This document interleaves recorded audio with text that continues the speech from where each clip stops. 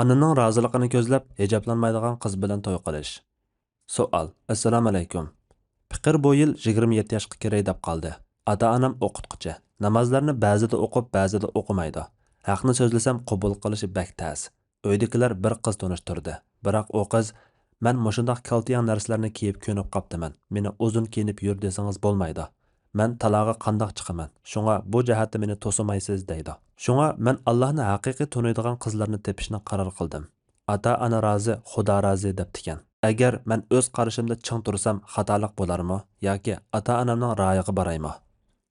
Javob: Va alaykum assalom va rahmatullohi va barakatuh. Barliq hamd sanolar Janobi Allohga bo'lsin. Durud va salomlar payg'ambarimizga, u zotning oila tavobatlariga, ashablariga va u zotga toki qiyomatgacha ergashganlarga bo'lsin. Ata-onangizga Allohdan hidoyat va tavfiq tilayman. Sizga Alloh diyonatli soliha qizni pat yaqinda nasib qilg'ay. Haqni tunibsiz, uni chang tuting. Biz Qur'on bilan hadislarda ata-onalarga yaxshi muomala qilishga buyurilgan, lekin ularga itoat qilish masalasi mutlaq emas.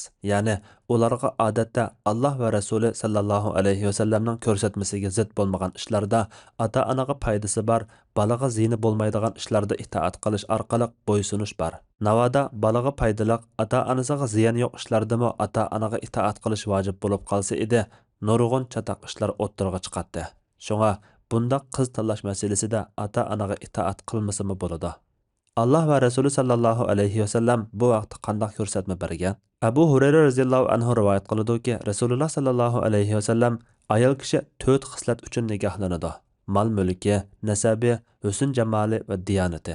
Shunga sen diyonatli ayolga erishganki, saodatli bo'lg'aysan degan.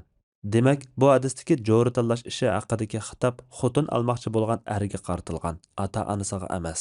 Ata-onaning o'g'lini ma'lum qizga to'y qilishga zo'rlash huquqi yo'q. Maslahatchilik roli bor xolos. Imom Ibn Taymiya rahmatullohi alayhi aytadi: Ata-ona ikkalarining biri farzandini o'zi xohlamaydigan biri bilan to'y qilishga zo'rlash huquqi yo'q bo'lib, farzand unimay turib olsa, ata-onani qaqshatgan bo'lmaydi. Xohlagan tamoqni yeyalaydigan turuqliq hech kimning uniga yoqtirmaydigan tamoqni zo'rlab yegizish huquqi bo'lmaganidek, nikoh ishidami zo'rlash huquqi yo'q. Balki nikoh ishida texamibak huquqi yo'q. Chunki yoqtirmaydigan tamoqni yeyishning achchiqi 1 soatlik. Yoqtirmaydigan xotin bilan yashash bir umr. O'xshashli kishiga azor berdi, ayrilolmaydi. Agar ahvol aksicha bo'lib, bola diyonatsiz qizni tanlagan bo'lsa, ata-ona unimay turib olsa, ata-onaga bo'ysunish lozim. Uningdan boshqa chiroy, boyliq, sapa yoki urug' tuqqanlik yoki ma'lum tabiqa yoki yurtdan bo'lish masalasida farzand ata-onaga bo'ysunmasa gunohkor bo'lmaydi. Lekin ularni ranjitmay deb ularga bo'ysunsa, u o'zining ixtiyori. Har holda ata-onaga chiroylik, yaxshi muomala qilib, ularga qarata sil-rahimni uzib qo'ymaslikka tirishish lozim.